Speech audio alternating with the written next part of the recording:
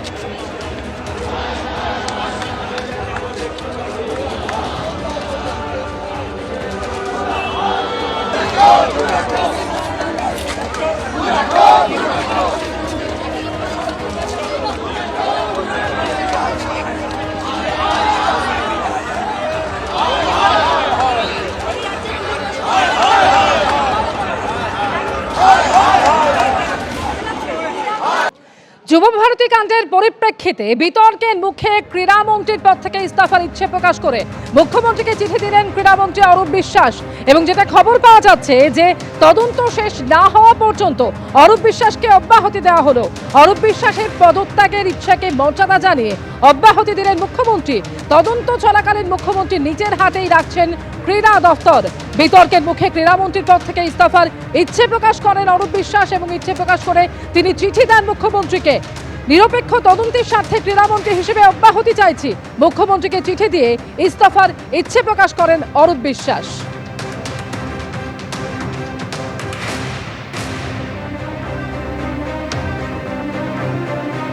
ইতিমধ্যে আপনারা জানেন যুবভারতী কাণ্ডের পরিপ্রেক্ষিতে রাজ্যের একাধিক শীর্ষ পুলিশ আধিকারিকদের বিরুদ্ধে কড়া পদক্ষেপ করা হয়েছে। আর এরই মধ্যে ক্রীড়ামন্ত্রীর পদ থেকে ইস্তফার ইচ্ছে প্রকাশ করে অরূপ বিশ্বাস তিনি চিঠি দিলেন মুখ্যমন্ত্রী মমতা বন্দ্যোপাধ্যায়কে। এবং যেটা সূত্র মারফত খবর পাওয়া যাচ্ছে যে তদন্ত শেষ না হওয়া পর্যন্ত ক্রীড়া দফতর নিজের হাতেই রাখছেন মুখ্যমন্ত্রী।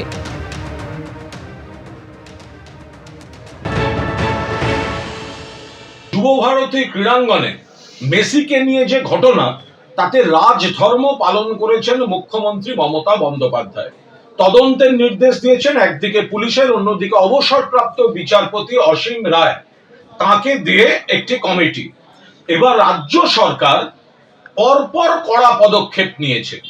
একদিকে ডিজি রাজীব কুমার, সিপি বিধাননগর মুকেশ কুমারকে শোকজ করা, একাধিক পদাধিকারীর বিরুদ্ধে ব্যবস্থা নেওয়া থেকে শুরু করে সিট গঠন, দক্ষ অফিসারদের নিয়ে সিট গঠন, মুখ্যমন্ত্রী রাজধর্ম পালন করেছেন। অন্যদিকে এই তদন্ত যাতে নিরপেক্ষ থাকে সেজন্য ক্রীড়ামন্ত্রী পদ থেকে ইস্তফা দিতে চেয়ে ক্রীড়ামন্ত্রী অরূপ বিশ্বাস ক্রীড়া মন্ত্রী হিসাবে তিনি ইস্তফা দিতে চেয়ে মুখ্যমন্ত্রী মমতা বন্দ্যোপাধ্যায়কে তিনি চিঠি দিয়ে দিয়েছেন। এ ব্যাপারে সিদ্ধান্ত বিবেচনা করছেন মুখ্যমন্ত্রী, কিন্তু অরূপ বিশ্বাস তিনি চিঠি দিয়ে দিয়েছেন। আমাদের বক্তব্য, এটা মমতা বন্দ্যোপাধ্যায় মুখ্যমন্ত্রী বলে এবং তৃণমূল কংগ্রেসের সরকার বলেই এই রাজধর্ম পালন চলছে।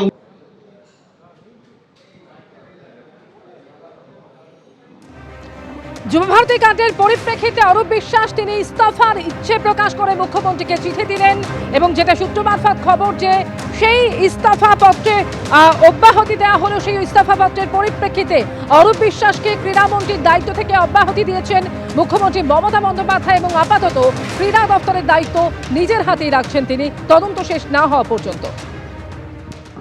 আন্তর্জাতিক প্লেয়ার নক্ষত্র মেসিকে নিয়ে কি হলো আপনারা দেখলেন। এটাও কয়েকশো কোটি টাকার চুরি। বক্তব্য রাখতে রাখতে কেউ বলল ডিজিপি রাজীব কুমারকে শোকজ। ও আইওয়াস রাজীব কুমার এই রাজ্যের অলিখিত হোম মিনিস্টার। আইওয়াস বলল অরূপ বিশ্বাস তাকে পদত্যাগ করতে বলা হয়েছে। আরে পদত্যাগে কিছু হবে না মুখ্যমন্ত্রী, আমরা গ্রেফতার চাই অরূপ বিশ্বাস এবং সুজিত বসু। আপনারা যত যুবক ছেলের ইমোশন, আমাদের ইয়াং ছেলেদের ইমোশন আপনারা নিয়েছেন, টাকাগুলো ফেরত দিন। টাকা আপনাকে ফেরত দিতে হবে। আপনি দর্শকদের পিটিয়েছেন আপনার পুলিশ, আবার জেলে পুরেছেন। আগে তাদের জামিন দিন, তারপরে আপনার সঙ্গে কথা হবে। অরূপ বিশ্বাসের ওই ইস্তফা নিছক একটা নাটক, নিছক একটা নাটক। যার ইস্তফা দেওয়ার হয় সেই ইস্তফা পত্র পাঠিয়ে দেয়, ইস্তফার ইচ্ছা প্রকাশ করে না। যদি দিদিমণি আমাকে বেল আউট করে দেন, যদি দিদিমণি আমাকে কোট আনকোট মন্ত্রী থাকতে দেন, অদ্ভুত লাগে, অদ্ভুত লাগে। এবং এটা অত্যন্ত দুর্বিষহ বাংলার মানুষের জন্যে, কারণ ফুটবলের মক্কা কলকাতা আজকে এই মমতা বন্দ্যোপাধ্যায় এবং তার দলের জন্যে, তার দলের মন্ত্রী, বিধায়ক, আরও একজন মন্ত্রী, এদের জন্য কালিমা লিপ্ত হয়েছে। তাই পরিশেষে একটা কথাই বলি, অরূপ বিশ্বাসের এই ইস্তফা দেওয়ার ইচ্ছা একটা রাজনৈতিক নাটক, যাতে সে মন্ত্রী থেকে যেতে পারে। এবিপি আনন্দ, এগিয়ে থাকে, এগিয়ে রাখে।